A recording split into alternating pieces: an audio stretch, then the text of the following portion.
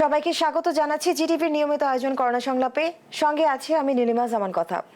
আজকে আমাদের আলোচনার বিষয় হচ্ছে করোনায় ব্যবসায় ক্ষতি।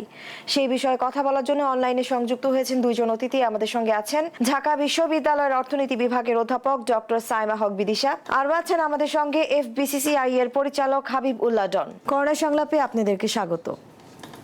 প্রথমেই জানতে চাই হাবিবুল্লাহ ডন আপনার কাছে, যে করোনার কারণে তো অনেক ব্যবসায়ীকে অনেক বেশি ক্ষতির মুখে পড়তে হয়েছে, তো এটা কিভাবে উত্তরণ সম্ভব এবং কবে নাগাদ বা কিভাবে, এই বিষয়ে যদি কিছু বলতেন। দেখুন, করোনা তো আমাদের এখানে লকডাউন শুরু হলো মার্চ থেকে।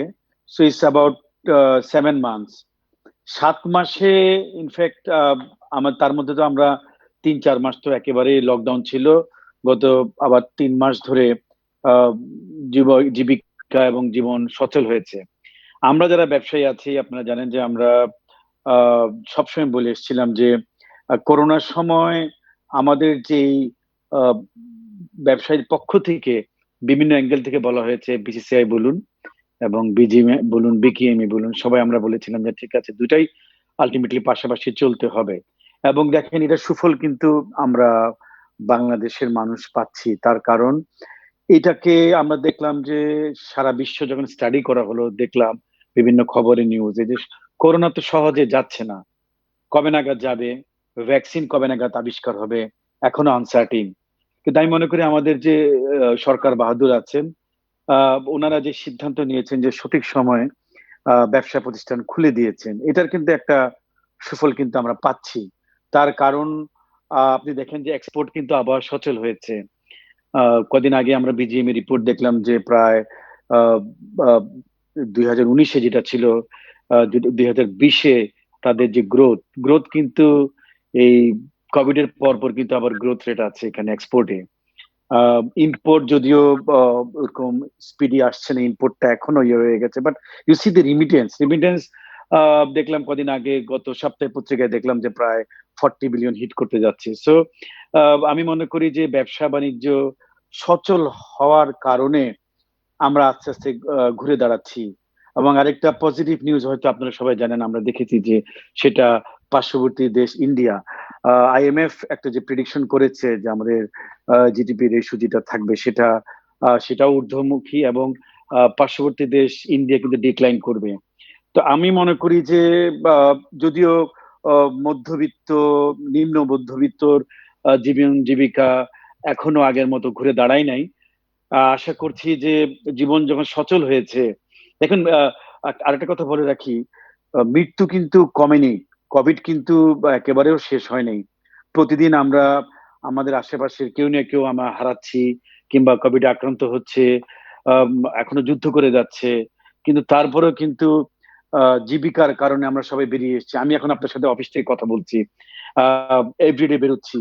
আমি মনে করি যে আমাদের যে অবস্থা, সেই অবস্থা যদি আমরা এটা টেনে নিয়ে যেতে পারি, অবশ্যই সামনের বছর ইনশাল্লাহ আমরা পুরোপুরি ঘুরে দাঁড়াবো, এবং আমাদের এক্সপোর্ট, ইম্পোর্ট, রিমিটেন্স সবকিছুর ইন্ডিকেশন আগের মতোই চলবে। এবং ইন্ডিকেটর আপনি জানেন যে আমরা সবসময়, আমাদেরকে বলা হচ্ছিল গত অনেক বছর ধরে যে আমরা একটা উদাহরণ সারা বিশ্বে, যে বাংলাদেশ ফাস্টেস্ট গ্রোয়িং ইকোনমি।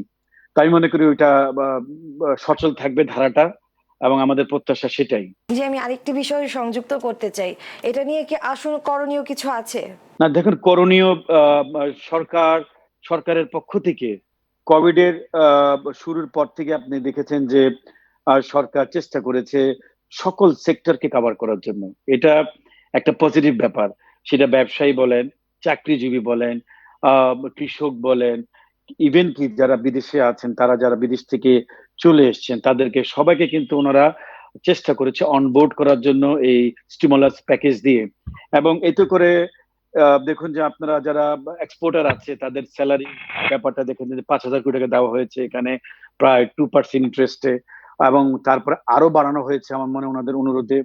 তো সবকিছু মিলে আমি মনে করি সরকারের পক্ষ থেকে যেসব পদক্ষেপ গুলো নেওয়া হয়েছিল সেগুলি কিন্তু পজিটিভ, এবং সেটা সুফল কিন্তু আমরা পাচ্ছি। আহ ইম্পোর্ট কিন্তু যেটা বলছিলাম যে আগের মতো এখনো হয়নি। কোভিড এর কারণে ইম্পোর্ট এখনো স্থির গতিতে এগোচ্ছে, বাট এক্সপোর্ট কিন্তু, আপনি আবারও বলছি আমি, এক্সপোর্টের কিন্তু গ্রোথ আছে। তবে দেখবো, এখন উইন্টার ইজ কামিং, এই উইন্টারে বলা যায় না এক্সপোর্টের অবস্থা কি হবে। আগের যে অর্ডার গুলো ছিল সেই অর্ডার গুলো কিন্তু আমাদের যারা এক্সপোর্টাররা আছেন, স্পেশালি পোশাক শিল্পের সাথে যারা জড়িত আছেন, যাদের সাথে কথা বলা হচ্ছে তারাই বলছে যে না, আমাদের এক্সপোর্টটা এখন পর্যন্ত ঠিক আছে, বাট লেটস সি যে উইন্টারে কি হয় সেটা আনসার্টিন, ওটা প্রিডিকশন এখনো করা যাচ্ছে না। হাবিবুল্লাহ ডন, আপনাকে অসংখ্য ধন্যবাদ। এখন জানতে চাই ডক্টর সাইমা হক বিদিশা আপনার কাছে, বাংলাদেশের অর্থনীতির প্রধান দুই চালিকা শক্তি রপ্তানি ও রেমিটেন্স। রপ্তানি আয় কমে গেলে দেশের শিল্প কারখানাগুলোতে শ্রমিকদের আয় কমে যাওয়া বা কর্মসংস্থানের অনিশ্চয়তা তৈরি হয়। অন্যদিকে প্রবাসীরা টাকা পাঠানো কমিয়ে দিলে তাদের পরিবার দেশে আগের মতো খরচ করতেও পারে না। এর নেতিবাচক প্রভাব পড়ে ব্যবসা বাণিজ্যে। কিন্তু করোনাকালীন সময়ে দেশে সেই অনুপাতে গার্মেন্টস অর্ডার বা রেমিটেন্স কোনোটাই তো কমেনি। ফলে ভোক্তা পণ্য প্রস্তুতকারী প্রতিষ্ঠানগুলো কি ঠিক কোনো ধরনের ক্ষতির মুখে পড়ছে? আমার মনে হয় যে আমাদের পুরো বিষয়টাকে আমরা যদি এইভাবে চিন্তা করি, একটা হচ্ছে সময়ের বিষয় রয়েছে, আরেকটা হচ্ছে যে আমরা কোন ব্যবসা প্রতিষ্ঠানগুলোর কথা বলছি। সময়ের বিষয় যদি আমরা বলি, সেটা হচ্ছে যে মার্চ এপ্রিল মে কিংবা মার্চ এপ্রিল মে জুন পর্যন্ত আমরা যে পরিস্থিতি দেখেছিলাম, তারপর থেকে যখন ব্যবসা প্রতিষ্ঠান খোলা শুরু হলো এবং সামগ্রিকভাবে আমরা কিন্তু দেখছি যে একটা ইতিবাচক একটা পরিস্থিতি কিন্তু আমরা দেখতে পাচ্ছি। আর সেদিক থেকে যদি আমি বলি, সেক্ষেত্রে আমরা বলবো যে মোটামুটি ভাবে আমরা অর্থনীতিতে বোঝা যাচ্ছে যে আগের তুলনায় আমরা কিন্তু একটা ভালো একটা সুসংবাদের দিকে আমরা যাচ্ছি বা একটা সুসময়ের দিকে যাচ্ছি বলে আমাদের মনে হচ্ছে। তবে আমাদের কয়েকটা জিনিস মনে রাখতে হবে, যেটা আপনি বললেন যে দুটো বিষয়, একটা হচ্ছে রপ্তানি এবং রেমিটেন্স, অবশ্যই যেটা গুরুত্বপূর্ণ। কয়েকটা বিষয়, সেটা হচ্ছে যে রেমিটেন্স এর কথা যদি আমি বলি, তাহলে প্রথম বিষয় হচ্ছে যে এই যে আমরা যেটা বলছি যে অর্থনীতি পুনরুদ্ধারের বিষয়টা বা অন্যান্য দেশের তুলনায় আমরা তুলনামূলকভাবে আমরা ভালো করেছি যেটা আমরা বলছি, তার মধ্যে বিভিন্ন কারণ আছে। একটা কারণ কিন্তু অবশ্যই, সেটা হচ্ছে যে আমাদের প্রবাসী শ্রমিকরা যে রেমিটেন্স পাঠিয়েছেন, এবং সেটা আমাদের গ্রামীণ অর্থনীতির চাকাকে সচল রাখতে সহায়তা করেছে। এবং বিষয়টা যেটা, সেটা হচ্ছে যে রেমিটেন্সের টাকা এগুলোর কিন্তু জেনারেলি দেখা যাচ্ছে যে একটা মাল্টিপ্লায়ার এফেক্ট আছে, অর্থাৎ পুরো গ্রামে কিন্তু এটার একটা এফেক্ট বা অন্যান্য আশেপাশের যে অঞ্চলগুলোতেও এটার একটা প্রভাব পড়ে। তো এইভাবে দেখা যাচ্ছে যে রেমিটেন্সের একটা গুরুত্বপূর্ণ প্রভাব আমরা দেখেছি। রপ্তানির ক্ষেত্রে আমরা যেটা দেখেছিলাম যে যতটা আমরা আশঙ্কা করেছিলাম, সেটা কিন্তু আমরা এখনো দেখিনি, যে মোটামুটি ভাবে একটা ইতিবাচক একটা চিত্র আমরা এখনো দেখতে পাচ্ছি। ইতিবাচক না বলে আমি বলবো যে সন্তোষজনক একটা পরিস্থিতি। এখন আমাদের আসলে যে বিষয়টি চিন্তা করা দরকার, সেটা হচ্ছে সামনে আমাদের কি পরিস্থিতি হতে পারে।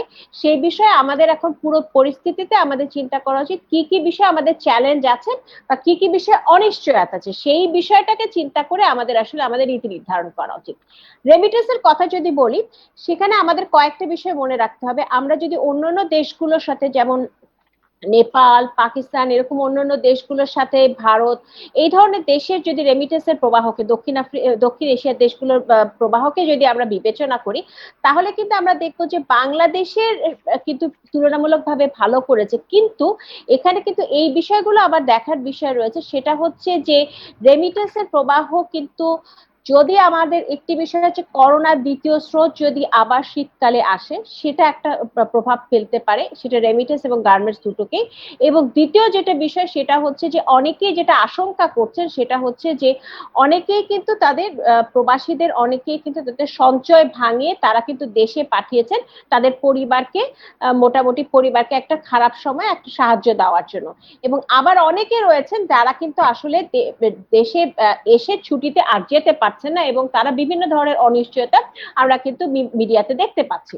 তো এই বিষয়টা আমার মনে হয় খুব গুরুত্বপূর্ণ, যে আমরা কিন্তু এখনো আসলে বলতে পারছি না যে আগামী 2 মাস পরে বা 6 মাস পরে আসলে রেমিটেন্সের যে প্রবাহটা আমরা এখন দেখছি, সেটি কি আসলে অব্যাহত থাকবে। কিন্তু আশঙ্কা কিন্তু আছে যে বর্তমানে অনেকেই কিন্তু আটকা পড়ে আছে, এবং যদি মধ্যপ্রাচ্যের দেশগুলোতে করোনার প্রভাবটা যদি সেরকম আবার তীব্র হয়, বা আবার যদি মধ্যপ্রাচ্যের দেশগুলোতে আমরা দেখি যে এক ধরনের মন্দার অবস্থা যদি আমরা দেখি, এবং জ্বালানি তেলের দামও কিন্তু এটার সাথে একটা খুব গুরুত্বপূর্ণ একটা প্রভাব, জ্বালানি তেলের দাম যদি কম হয়, তখনও কিন্তু একটা বিষয় একটা কাজ করে।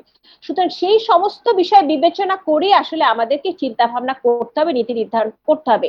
যদি আমাদেরকে সবচাইতে খারাপ পরিস্থিতির সাথে কিন্তু মাথায় রেখে কিন্তু আমাদের প্রস্তুতিটা নিতে হবে, এবং সেই জিনিসগুলো কিন্তু আমাদের মাথায় রাখা দরকার যে আমরা আসলে কি করতে পারি যদি আমাদের রেমিটেন্সের প্রবাহ যদি এখনকার মতো না থাকে। আর যখন রপ্তানির কথা বলছি তখন একটা আশঙ্কা তো থেকেই যাচ্ছে যে কিছু আছে যে কিছু অর্ডারের কিছু জমা ছিল, সেই অর্ডার গুলো ব্যাকলগ যেগুলো ছিল সেগুলো কিছুটা আমরা দেখেছি যে সেগুলোর অর্থ কিছু এসছে, সেটা যেমন আমরা দেখেছি। আবার এই যে কথাটা বারবার বলা হচ্ছে যে ইউরোপ এবং আমেরিকার দেশগুলোতে শীতকালে যদি করোনার প্রভাব বাড়ে তখন আমাদের কি হবে। সুতরাং আমাদের সেটার জন্য প্রস্তুতি গ্রহণ করে আমাদের এখন হয়তো আমরা একটা জিনিস করতে পারি যে আমাদের যে কালক্ষেপণটা হয়, যে আমাদের টাইম ল্যাগটা যে থাকে, সেই টাইম ল্যাগটাকে আমরা কমিয়ে যত তাড়াতাড়ি সম্ভব যে অর্ডার গুলো আছে সেগুলো প্রসেস করার দিকে আমাদের চিন্তাটা করা উচিত। এবং আমাদের যেটা করা উচিত সেটা হচ্ছে যে যারা আমাদের বিজনেস ডিলার আছেন, যারা আমাদের বায়ার যারা আছেন, তাদের সাথে কিন্তু একটা সমঝোতায় আসার দরকার যে আসলে মোটামুটি ভাবে আমরা কিছুটা হলেও আমাদের পণ্যের বাজারটা সুরক্ষা করতে পারি কিনা। সুতরাং এই দুটো বিষয় যদি আমরা গুরুত্ব দিই, সেটার পাশাপাশি কিন্তু আরেকটা বিষয় আমাদের একেবারেই ভুলে ভুলে গেলে চলবে না, যেটা আপনি প্রশ্ন করেছিলেন, সেটা হচ্ছে আমাদের কিন্তু লোকাল ডিমান্ড যেটা আছে সেই লোকাল ডিমান্ডের কথা একদমই ভুললে চলবে না। এবং একটা বিষয় যেটা, সেটা হচ্ছে যখন মানুষের হাতে টাকা খুব একটা বেশি থাকে না, টাকা কম থাকে, স্বাভাবিকভাবে করোনার সময় অনেকের হাতেই কিন্তু টাকা কমে গেছে, বিশেষ করে মধ্যবিত্তদের ক্ষেত্রে এবং নিম্নবিত্তদের ক্ষেত্রে। এবং দ্বিতীয় বিষয়টা হচ্ছে যে একটু উচ্চবিত্তদের দিকে যদি তাকায় সেখানে কিন্তু একটা চাহিদার সংকটও রয়েছে, কারণ সংক্রমণ যতক্ষণ পর্যন্ত সম্পূর্ণভাবে নিয়ন্ত্রিত না হবে, যেটা আসলে আমরা ভ্যাকসিন আসার আগ পর্যন্ত আমরা বলতে পারছি না। এবং এখনো কিন্তু আমরা মোটামুটি যেটা দেখতে পাচ্ছি যে যে সংক্রমণের যে হার আমরা দেখতে পাচ্ছি, তখন কিন্তু একটা দেশীয় যে চাহিদা, সেই দেশীয় চাহিদার উপর একটা প্রভাব কিন্তু পড়ছে। এবং সেটার কারণে কিন্তু অর্থনীতিকে আমাদের যদি পুরো ঘুরে দাঁড়াতে হয় বা স্বাভাবিক অবস্থায় যদি আমাদের ফেরত আসতে, তাহলে কিন্তু এই সংক্রমণটাকে নিয়ন্ত্রণ করাটা জরুরি। কারণ তা না হলে কিন্তু আমার যে দেশীয় যে চাহিদা, সেই দেশীয় চাহিদাটাকে কিন্তু চাঙ্গা করতে পারবো না। সুতরাং এই তিনটি বিষয়ের দিকে গুরুত্ব দেওয়া উচিত। এখন যেহেতু আমাদের রপ্তানি এবং রেমিটেন্সের বিষয়টা বেশি বলা যেতে পারে অনেকাংশেই কিন্তু বাইরের দেশগুলোর অবস্থা বৈশ্বিক অর্থনীতির সাথে জড়িত, আমাদের সেই দুটো ক্ষেত্রে চিন্তা করতে হবে যে আমরা নিজেরা আসলে কি করতে পারি, যে লিড টাইমটাকে কমানোর ব্যাপারে, প্রবাসী শ্রমিকরা যদি ফেরত আসে তাদের ক্ষেত্রে আমরা কি করব, কিছু কূটনৈতিক তৎপরতা হতে পারে। আর আরেকটা গুরুত্বপূর্ণ বিষয়, আমাদের লোকাল ডিমান্ডকে কিভাবে আমরা চাঙ্গা করবো এবং লোকাল যে ইন্ডাস্ট্রিগুলো যে সাইমা হক বিদিশা, আমি আরেকটি বিষয় সংযুক্ত করতে চাই। যদি সেকেন্ড ওয়েভ আসে করোনার, তাহলে কি রেমিটেন্স প্রবাহে একটা ধাক্কা লাগতে পারে? জি, সেকেন্ড ওয়েভ আসলে তো এই বিষয়টা তো মোটামুটি ভাবে যে বিষয়ে যে শঙ্কাটা করা হচ্ছে, এখানে একটা বিষয় অবশ্য আমাদের মনে রাখতে হবে যে সেকেন্ড ওয়েভের ক্ষেত্রে আমাদের যেটা মনে রাখতে হবে যে আমরা যদি আমাদের যে দেশগুলোর কথা চিন্তা করি, উন্নত বিশ্বের দেশগুলোর কথা চিন্তা করি, সেখান থেকে কিন্তু আমরা রেমিটেন্সটা একটু কম আসে। কিন্তু আবার এটাও ঠিক যে মধ্যপ্রাচ্যের দেশগুলো যেখান থেকে আমাদের রেমিটেন্সের মূল উৎস, সেটার সাথে সাথে আবার আমাদের অন্যান্য অনেকগুলো দেশও রয়েছে, যে মালয়েশিয়া, সিঙ্গাপুর, এগুলো কিন্তু নতুন নতুন দেশ, এবং এগুলোতেও কিন্তু এটার একটা প্রভাব পড়তে পারে। কারণ যখনই, যেহেতু এগুলো ওপেন ইকোনমি, সেই কারণে একটি প্রভাব হচ্ছে আমার বৈশ্বিক অর্থনীতির বিষয়টা, আরেকটি প্রভাব হচ্ছে তেলের মূল্যটা। কারণ তেলের মূল্যের উপরে কিন্তু একটা বড় প্রভাব পড়তে পারে বৈশ্বিক অর্থনৈতিক কার্যক্রমের উপর ভিত্তি করে। সুতরাং আসলে আমি বলবো যে ডিসেম্বর জানুয়ারি এই দুটো মাস আমাদের সবার জন্য, বিশ্বের সবার জন্য খুবই একটা জটিল একটা সময় এবং ক্রিটিক্যাল একটা সময়। এই শীতের সময়টাকে যদি আমরা তার আগে যদি আমরা, যেটা গুরুত্বপূর্ণ, আমাদের প্রস্তুতিটা নেওয়ার দরকার। সবচাইতে খারাপ বিষয়টাকে মাথায় রেখে আমাদের প্রস্তুতি নিতে হবে। যদি আমাদের পরিস্থিতি খারাপ আমাদের না হয়, আমরা যদি আমাদের নিজেদেরকে মোটামুটি ভাবে সুষ্ঠু ব্যবস্থাপনার মধ্যে যেতে পারি, সেটা তো অবশ্যই খুবই ইতিবাচক বিষয়। তবে আমাদের কিন্তু আগে থেকে যেটা প্রস্তুতি সেটা থাকা দরকার, সেটাই গুরুত্ব। ডক্টর সাইমা হক বিদিশা, আপনাকে অসংখ্য ধন্যবাদ। করোনার ফার্স্ট ওয়েভ তো আমরা আসলে পার করে ফেলেছি, সেকেন্ড ওয়েভকে আমরা কিভাবে মোকাবেলা করব সেই বিষয়ে আমরা আরো কথা বলবো। নিয়ে নিচ্ছি ছোট্ট একটা বিরতি।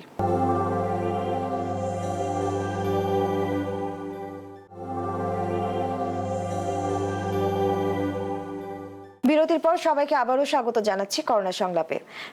হাবিবুল্লাহ ডন, আমি আপনার কাছে জানতে চাই যে করোনার কারণে ক্ষতিগ্রস্ত এসএমই সেক্টর, জিডিপিতে 25% অবদান রাখা অর্থনীতির অভ্যন্তরীণ শক্তি যোগানো এসএমই খাতের শ্রমিকদের জন্য কোনো সুযোগ সুবিধার ঘোষণা কি আছে? অথচ করোনার কারণে এই মুহূর্তে সবচেয়ে বেশি ক্ষতিগ্রস্ত হয়েছে ছোট ছোট ব্যবসা প্রতিষ্ঠান, এবং এই ছোট ব্যবসায় নিয়োজিত অন্তত 4 কোটি মানুষ। করোনাকালীন সময়ে এসব প্রতিষ্ঠানের অনেকগুলোই তো বন্ধ হয়ে গেছে। তো এটা নিয়ে কি কোনো পরিকল্পনা এফবিসিসিআই এর আছে? এটা নিয়ে আপনার কি বলার আছে? দেখুন, এসএমইর ব্যাপারটা খুবই গুরুত্বপূর্ণ। সত্যি আমাদের যে জিডিপি দিয়ে অবদান, সেই জিডিপির অবদানে কিন্তু এসএমই সবচেয়ে বড় ভূমিকা। এখন এসএমইর জন্য কিন্তু সরকার দুটো প্যাকেজে ঘোষণা করেছিল, একটা হলো 30,000 কোটি টাকা, একটা হলো 20,000 কোটি টাকা। সো 20,000 কোটি টাকা যেটা, সেখানে কিন্তু যারা এসএমই যারা আছেন তারা কিন্তু সেই স্টিমুলাস প্যাকেজের কিন্তু অনেকাংশেই কিন্তু ওনারা আমার মনে হয় যে সুযোগটা নিয়েছে। তবে এসএমইর এখন যে অবস্থা, ইনফ্যাক্ট যে উদ্যোক্তারা যারা সাফার করছে ওদের কিন্তু অনেক কমপ্লেইন আছে। আমরা বিসিসিআই তে যারা আমরা এখানে নেতৃত্বে আছি, তারা প্রতিনিয়ত কিন্তু আমরা একটা বোর্ড, একটা মানে আমাদের গ্রুপই আছে 5-6 জনের, তারা টোটালি এসএমই সেক্টরটাকে তারা দেখে এবং এটাকে যে কোনো সমস্যা হয় সেই সমস্যাগুলো কিন্তু সমাধান করার চেষ্টা করে। আপনার যে প্রশ্ন, সেই প্রশ্নকে যদি আমি একটা সামারাইজ করতে চাই, যে এসএমইর যে খাতটা, এই খাতে কিন্তু এখনো ওদের যে সমস্যাগুলো আছে সেই সমস্যা কিন্তু সরকার বলেন কিংবা যদি ধর ছোট্ট একটা এক্সাম্পল দিতে চাই, এরা যখন ব্যাংক থেকে ঋণ নিতে চায় প্রথমে ওদের যে কোলাটেরাল কিংবা যেসব জিনিসপত্র চাওয়া হয় সেটা কিন্তু কঠিন। অনেকেই কিন্তু যারা এসএমই তে যারা আছেন, এই উদ্যোক্তারা যারা আছেন, তারা যোগান করতে পারে না। তো আমরা আমাদের পক্ষ থেকে সবসময় বলছিলাম যে এসএমই তে যারা আছেন, যারা এই উদ্যোক্তারা আছেন, ব্যাংকের ঋণ কিংবা নিতে যান, সেখানে তাদের আরো সহজীকরণ করা উচিত। এখন ধরেন যারা ব্যবসা করবেন, ওরা 5 লক্ষ টাকা যদি লোন চায়, 10 লক্ষ টাকা লোন চায়, ওরা তো আর কোনো কোলাটেরাল দিতে পারবে না। ওদেরকে সহজ শর্তে ঋণ দেওয়ার ব্যাপারে কিন্তু আমরা সবসময় বলে আসছি। তো দেখি যে সরকার পক্ষ থেকে আশ্বস্ত করা হচ্ছিল এবং আমরা আমরা মনে হয় যে এই ব্যাপারটা নিয়ে কাজও করছি। ইনশাল্লাহ এটার একটা সুফল পাওয়া যাবে মনে হয়। হাবিবুল্লাহ জন, আপনাকে অসংখ্য ধন্যবাদ। আমি আরেকটি বিষয় আপনার কাছে জানতে চাই যে হোটেল, রেস্তোরাঁ ও ছোট বড় দোকানে তো অনেক কর্মী ছাঁটাই হয়েছে, তো তারাও তো কর্মসংস্থান হারিয়ে অনেকটাই দিশেহারা। তো তাদের নিয়ে চেম্বারের কি কোনো ভাবনা আছে? না, সুন্দর একটা প্রশ্ন করেছেন। ইনফ্যাক্ট যারা এই কোভিড এর মধ্যে শুধু কি হোটেল, অনেক কিন্তু প্রতিষ্ঠান, যেটা বলছিলাম যে আমার যিনি ভদ্রমহিলা আপা আছেন উনি বলছিলেন যে ইনফ্যাক্ট অনেকে কিন্তু মধ্যবিত্ত, নিম্ন মধ্যবিত্ত কিংবা মধ্যবিত্ত যেসব ব্যবসা, যদি আমরা ধরে থাকি, যাদের যে ব্যবসা প্রতিষ্ঠানগুলো ছিল, ছোট ছোট দোকান, তারপরে যেরকম হোটেল, রেস্তোরাঁ, অনেকেই কিন্তু তাদের কর্মী ছাঁটাই করেছে। সেটা বাংলাদেশে না, অল ওভার দা ওয়ার্ল্ড কিন্তু এটা লে অফ হয়েছে, কর্মী ছাঁটাই হয়েছে। এখন এই কর্মী ছাঁটাই যারা হয়েছে, এটা ইনফ্যাক্ট বিসিসিআই থেকে আমরা এগুলি নিয়ে কথা বলছি। তো আশা করি যারা আহ সরকারের সাথে আমরা কথা বলছি এটা নিয়ে, যে কিভাবে এদেরকে আবার রিহ্যাবিলিট করা যায়। তো বিষয়গুলো ভাবার ব্যাপার আছে। তো আমাদের এখান থেকে কাজ হচ্ছে, আমরা অবশ্যই এটা বলতে পারবো, পরে জানাতে পারবো। হাবিবুল্লাহ জন, আপনাকে অসংখ্য ধন্যবাদ। এখন জানতে চাই ডক্টর সাইমা হক বিদিশা আপনার কাছে। ডক্টর সাইমা হক বিদিশা, আমি আপনার কাছে জানতে চাই যে বর্তমানে ব্যবসা বাণিজ্যের যে মন্দা, তা কি গত শতকের গ্রেট ডিপ্রেশন অথবা 2008-এর বৈশ্বিক আর্থিক মন্দা, এবারের মন্দাটা কি সম্পূর্ণ আলাদা? আগেরগুলো তো ছিল বিশ্বের মূল পুঁজিবাজারের কেন্দ্রে ধ্বংসের ফলে আর্থিক খাতের পতন, তো এটা তো নয়, ফলে এটার মোকাবেলাটাও হবে ভিন্ন। এই মন্দায় সাপ্লাই চেইন ম্যানেজমেন্টও তো জড়িত, তো এটা থেকে বের হওয়ার বা কোনো কি পদক্ষেপ নেওয়া হয়েছে? আমি একটু দুটো বিষয় একটু বলবো। আমি একটু এসএমই সম্পর্কে একটু বলতে চাই, তার আগে একটু আপনার প্রশ্নটার ক্ষেত্রে একটু বলি।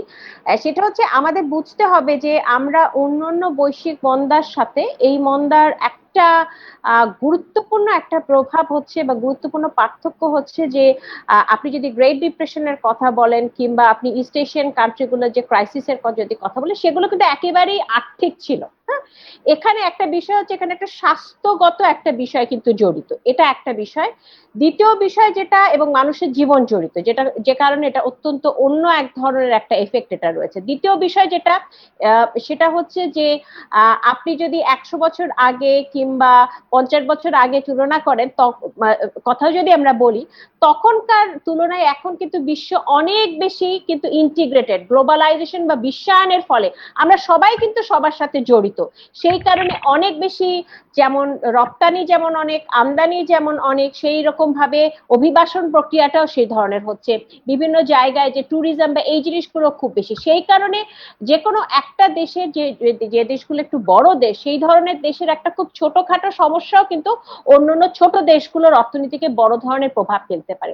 সেই বিষয়টা কিন্তু এখন জরুরি হয়ে দাঁড়িয়েছে এটা যে যেহেতু এটা স্বাস্থ্যগত একটা ঝুঁকি আছে, এবং এই পুরো বিষয়টাকে এখন যেটা যে কারণে দেখা যাচ্ছে যে আর্থিক ম্যানেজমেন্টটা এখানে শুধু আর্থিক ম্যানেজমেন্টের বিষয় না, এখানে একটা স্বাস্থ্যগত বিষয় জড়িত, এবং এখানে রিস্কটা কিন্তু একটু ভিন্ন ধরনের রিস্ক, এবং রিস্কটা যেহেতু মানুষের জীবনের সাথে জড়িত, সেই কারণে কিন্তু এই এই পুরো ম্যানেজমেন্টটা একটু ভিন্নভাবে করাটাই কিন্তু জরুরি। আর আরেকটা বিষয় হচ্ছে যে এখানে কিন্তু ভ্যাকসিন একটা খুব গুরুত্বপূর্ণ ভূমিকা পালন করছে। ভ্যাকসিনের অ্যাডমিনিস্ট্রেশন, ভ্যাকসিনের যে ম্যানেজমেন্ট, ভ্যাকসিনের সাপ্লাই চেইন, এই বিষয়গুলো কিন্তু খুব জড়িত। আর আপনি যখন সাপ্লাই চেইনের কথা বলেন, যে সেক্ষেত্রে আমাদের কিন্তু চিন্তা করতে হবে যে আমাদের কিন্তু অনেক পুরো মার্কেট গুলোতে আমাদের আমাদের দেশে আমরা যেটা বলতে পারি সেটা হচ্ছে যে আমরা কিন্তু মোটামুটি ভাবে, আমি যদি সাপ্লাই চেইনের শুধু কৃষির কথাও চিন্তা করি, কৃষিখাতটাকে আমরা মোটামুটি ভাবে আমরা একটা সন্তোষজনক একটা অবস্থায় আমাদের রয়েছে, হ্যাঁ। কিন্তু অনেক দেশেই কিন্তু দেখা গেছে যে সেই ক্ষেত্রেও কিন্তু তাদের বিভিন্ন ধরনের সমস্যা হয়েছে। সুতরাং সার্বিকভাবে চিন্তা করে আমি যেটা উত্তরটা যেটা বলতে চাচ্ছি সেটা হচ্ছে যে এখন ম্যানেজমেন্টটা বা কোভিড এর সময় ম্যানেজমেন্টটা অনেক বেশি চ্যালেঞ্জিং স্বাস্থ্য ঝুঁকির কারণে এবং বিশ্বায়নের কারণে, এবং আরো বেশি জটিল হয়ে যাচ্ছে। তার কারণ হচ্ছে যে এটা কিন্তু একটা দুটো কান্ট্রির মধ্যে না, বড় বড় অর্থনীতি থেকে ছোট ছোট অর্থনীতি মোটামুটি সব জায়গায় এটা ছড়িয়ে গেছে, এবং এটার যে রেমিডি, সেই রেমিডি কিন্তু যেটা ভ্যাকসিনেশন, সেই ভ্যাকসিনেশনের রেমিডিটা এটাও কিন্তু আসলে খুব একটা সহজ নয়। এবং এখানে যে যে জীবন জীবিকার দ্বন্দ্ব, এটাকে যদি দ্বন্দ্ব হিসেবে আমি নাও বলি, তারপরও কিন্তু একটা বিষয় থাকে যে স্বাভাবিকভাবে অর্থনৈতিক কর্মকাণ্ড যত কম হবে, তত কিন্তু এখানে যে কারণে আমরা দেখেছি যে আমাদের এপ্রিল মে মাসে আমাদের লকডাউনের মতো একটা অবস্থা ছিল, অনেক দেশই লকডাউনের মধ্যে দিয়ে গেছে। সুতরাং এখানে কিন্তু চ্যালেঞ্জটা অনেক বেশি জটিল। সেই কারণে যেটা গুরুত্বপূর্ণ সেখানে হচ্ছে যে আমাদের আমাদের যে নীতি নির্ধারণটা, বা প্রত্যেকটা দেশের ক্ষেত্রে নীতি নির্ধারণটা একটু ভিন্ন আঙ্গিকে হতে হবে। আর আমি একটু আগের প্রশ্নটার সাথে আমি একটু যোগ করতে চাচ্ছি, সেটা হচ্ছে যে আমাদের কিন্তু একটা জিনিস বুঝতে হবে যে আমরা যেটা বলছি যে অর্থনৈতিক পুনরুদ্ধারের বিষয়টা, হ্যাঁ, সেক্ষেত্রে কিন্তু সব সব ধরনের ব্যবসা প্রতিষ্ঠানে কিন্তু একইভাবে তাদের পুনরুদ্ধার হয়নি। এবং বিশেষ করে ক্ষুদ্র এবং মধ্যম আকারের যে শিল্পগুলোকে নিয়ে আমরা বুঝি, সেক্ষেত্রে যেটা একটা বড় সমস্যা যেটা দেখা দিচ্ছে সেটা হচ্ছে 20,000 কোটি টাকার প্রণোদনা প্যাকেজের মাত্র 20% আসলে এখন পর্যন্ত ডিসবার্সড হয়েছে। এবং যেটা দেখা গেছে বিশেষ করে এক্ষেত্রে কটেজ এবং স্মল, তারা কিন্তু বিশেষভাবে ক্ষতিগ্রস্ত হয়েছে। সে কারণে আমার মনে হয় যেটা খুব জরুরি, অত্যন্ত জরুরি, সেটা হচ্ছে আমরা যদি অর্থনৈতিক ঘুরে দাঁড়ানোর বিষয় কথা যদি বলি, তাহলে কিন্তু আমাদের সাধারণ মানুষের অবস্থার পরিবর্তন বা অবস্থার পুনরুদ্ধারের বিষয়টাই সবচেয়ে গুরুত্বপূর্ণ হওয়া উচিত। এবং কর্মসংস্থানের জন্য যেহেতু এসএমই একটা খুব গুরুত্বপূর্ণ খাত, সেই কারণে আমার মনে হয় একটু নতুন আঙ্গিকে আমাদের চিন্তা ভাবনা করা উচিত এসএমইর জন্য। এবং সেক্ষেত্রে যেটা হতে পারে সেটা হচ্ছে এসএমই যে প্যাকেজটা আছে সেখানে মিডিয়ামকে আলাদা করে স্মল এবং অতি ক্ষুদ্র এবং কটেজ, তাদের জন্য যদি আমরা একটু ভিন্ন ধরনের শর্তটাকে যদি আরো শিথিল করতে পারি, যদি আমরা এনজিও, বিভিন্ন মাইক্রো ক্রেডিট অর্গানাইজেশন, তাদের সাথে একটা সমন্বয় করতে পারি, নতুন নতুন প্রোডাক্টের মাধ্যমে যদি এসএমই গুলোকে সাহায্য করতে পারি, সেই বিষয়গুলো আসলে আমাদের একটু চিন্তা করা দরকার। তার মানে ক্লাস্টার করে সবাইকে সুবিধাটা দেওয়া উচিত। হ্যাঁ, কারণ সবাই কিন্তু একইভাবে ক্ষতিগ্রস্ত হয়নি, সবার সক্ষমতাও একরকম নয়, হ্যাঁ। সুতরাং সেই বিষয়গুলোকে মাথায় রেখে আমাদের পরিকল্পনার ক্ষেত্রে কিন্তু এই বিষয় মাথায় রেখে আরেকটু সুনির্দিষ্ট পরিকল্পনাগুলো হওয়া দরকার। ডক্টর সাইমা হক বিদিশা, আমি আরেকটি বিষয় সংযুক্ত করতে চাই যে তেলের দাম বিশ্ববাজারে কমে যাওয়ার সুবিধা আমরা তো ফার্স্ট ওয়েভে নিতে পারিনি, তো তেলের দাম যেহেতু এখনো আগের পর্যায়ে নেই, এখন কি এটার নেতিবাচক প্রভাব পড়তে পারে? এই বিষয়ে আপনার কি বলার আছে? দেখুন, আমাদের একটা জিনিস একটু মনে রাখতে হবে যে আমাদের দেশে যে তেলের যে দামটা, আমরা যখন আমাদের অভ্যন্তরীণ অর্থনীতিতে তেলের দামটা যেটা, সেটা কিন্তু সব সময় যে বিশ্ববাজারের সাথে অনুযায়ী চলে তা কিন্তু না। কারণ দেখা যায় যে যখন বিশ্ববাজারে তেলের দাম বেশিও থাকে, তখনও কিন্তু একটা সাবসিডি দিয়ে কিন্তু তেলের দামটাকে মোটামুটি, আমি বলবো মোটামুটি একটা সহনীয় পর্যায়ে রাখা হয়। কিন্তু যখন আবার তেলের দাম কমে যায়, তখন কিন্তু ওই সাবসিডিটাকে কিছুটা কম্পেনসেট করার চেষ্টা করার একটা দেখি আমরা। তো এখন সবকিছু মিলে যদি আমি বলি যে এই বছর যেটা ঘটেছে সেটা হচ্ছে যে জ্বালানি তেলের দাম কমে যাওয়ার ফলে সেখান থেকে সুবিধাটা যে নেওয়ার বিষয়টা, সেটা আমার মনে হয় যে এই বিষয়টাকে নিয়ে অনেকেই হয়তো খুব গুরুত্ব দিয়েছেন। কিন্তু আমি যেটা ব্যক্তিগতভাবে মনে করি যে তেলের দামের কিন্তু ইমপ্লিকেশনটা আমাদের দেশে রেমিটেন্স বা বৈশ্বিক ব্যবসা বাণিজ্যের সাথে বেশি জড়িত। আমাদের আভ্যন্তরীণ অর্থনীতির সাথে যদি আমি বলি, আমার যেটা মনে হয় সেটা হচ্ছে যে খুব বড় ধরনের কোনো পরিবর্তনের দরকার নেই। তবে তেলের দামের ক্ষেত্রে যে সংশ্লিষ্ট যে বিষয়টা আমরা বারবারই সবসময় বলে থাকি, যে তেলের মূল্য যদি বিশ্ববাজারে বাড়ে, তাহলে আমাদের দেশে দেখা যায় যে আমাদের দেশে যে বাড়ে, কিন্তু হয়তো খুব একটা বাড়ে না, কারণ একটা সাবসিডি দিয়ে রাখা হয়, কিন্তু তারপরও কিন্তু বাড়ে। এখন কমলে কিন্তু আমরা সেভাবে কমে না, সেই ধরনের কিন্তু একটা বিষয় বলা হয়। এখানে একটা খুব গুরুত্বপূর্ণ যে তেলের দামের সাথে সংশ্লিষ্ট যে ধরনের প্রতিষ্ঠান রয়েছে, সেখানে কিন্তু বড় ধরনের কিছু কিন্তু অস্বচ্ছতা রয়েছে, এবং সেই বিষয়ে কিন্তু বারবারই বলা হচ্ছে সেই ধরনের অস্বচ্ছতাগুলো যদি আমরা দূর করতে পারি এবং সেই সমস্ত ক্ষেত্রে যদি আমরা সুশাসন প্রতিষ্ঠা করতে পারি, তাহলে কিন্তু আসলে সাধারণ মানুষ জ্বালানি তেলের দাম সবসময় কিন্তু একটা মোটামুটি ভাবে একটা সন্তোষজনক একটা প্রাইসে পাবে। সেই বিষয়টাতে কিন্তু গুরুত্ব দেওয়াটা বেশি জরুরি আমি মনে করি, বৈশ্বিক বাজারের যে চাইতে আভ্যন্তরীণ যে সমস্যাগুলো আছে সেগুলো সমাধান করাটা জরুরি। ডক্টর সাইমা হক বিদিশা, আপনাকে অসংখ্য ধন্যবাদ। এখন জানতে চাই হাবিবুল্লাহ জন আপনার কাছে। আপা যেমনটি বলছিল যে 20,000 কোটি টাকার প্রণোদনা দেওয়া হয়েছে, এর মাত্র 20% ব্যাংক ছেড়েছে, তো এটা কেন হচ্ছে? না, এটা কিন্তু আমরা আমাদের কিছু কমপ্লেন আমরা ফেডারেশনে পেয়েছি। ইনফ্যাক্ট ব্যাংক গুলো, ব্যাংকের কাছে যারা যোগাযোগ করে, যারা এই প্রণোদনের জন্য যায়, অনেক সময় অনেক কিছু শর্ত জুড়ে দেয় ওনারা, এবং এটা ট্রানজেকশন দেখে। তো শর্ত অনুযায়ী শর্ত যখন জুড়ে দেয়, তখন কিন্তু অনেকে কিন্তু আর টাকা পাচ্ছে না, এবং না পেয়ে কিন্তু বিভিন্ন আমরা আমাদের কাছে কমপ্লেন করছে কিংবা বিভিন্ন জায়গায় কথা বলছে। এই শর্তগুলো কিন্তু শিথিল করা উচিত, এবং আমাদের ফেডারেশন থেকে আমাদের বিসিসিআই সম্মানিত সভাপতি উনি কিন্তু বাংলাদেশ ব্যাংকের সাথে কয়েকবারই কথা বলেছে, এবং এটাকে শর্ত শিথিল করার জন্য। আমার মনে হয় আপা যেটা বলেছে 20% না, আমার মনে হয় আরো বেশি ছাড় হয়েছে, 20,000 কোটি টাকা। তবে একটা কথা কি, যে 30,000 কোটি টাকা ছিল যেটা বড় ব্যাপারটা, বড়টা, সেটা কিন্তু ম্যাক্সিমামই কিন্তু ছাড় হয়েছে, বিকজ অফ বড়রা কিন্তু খুব দ্রুত গ্র্যাব করতে পেরেছে, টাকাগুলো নিয়ে নিয়েছে। বাট হ্যাঁ, 20,000 কোটি টাকার ব্যাপারে সেটার যেসব শর্তগুলো দেওয়া হয়েছে, ব্যাংকগুলো, ব্যাংকের ধরেন যারা ব্রাঞ্চের ম্যানেজারের কাছে যাচ্ছে, ম্যানেজাররা বিভিন্ন রকম শর্ত জুড়ে দেয়, সে শর্ত অনুযায়ী কিন্তু অনেকে আর টাকা নিতে পারেন না কিংবা পান নেই। তো তারা কিন্তু ফেরত এসছেন এবং আমাদেরকে বলেছে। তো আমরা ফেডারেশন থেকে বাংলাদেশ ব্যাংকে ওখানে গভর্নরের সাথে কথা বলা হয়েছে, আমাদের প্রেসিডেন্ট কথা বলেছেন, এবং এটা কিভাবে দ্রুত ছাড় করানো যায় সেটা নিয়ে কিন্তু আলাপ হচ্ছে এবং কথা হচ্ছে ইনশাল্লাহ। হাবিবুল্লাহ জন, আপনাকে অসংখ্য ধন্যবাদ। আপনাদেরকে অসংখ্য ধন্যবাদ আমাদেরকে এতক্ষণ সময় দেবার জন্য। করোনা সংলাপ আজ এই পর্যন্তই। আগামী পর্বে আবারও দেখা হবে। ততক্ষণ ভালো থাকুন, সুস্থ থাকুন এবং অবশ্যই স্বাস্থ্যবিধি মেনে চলুন।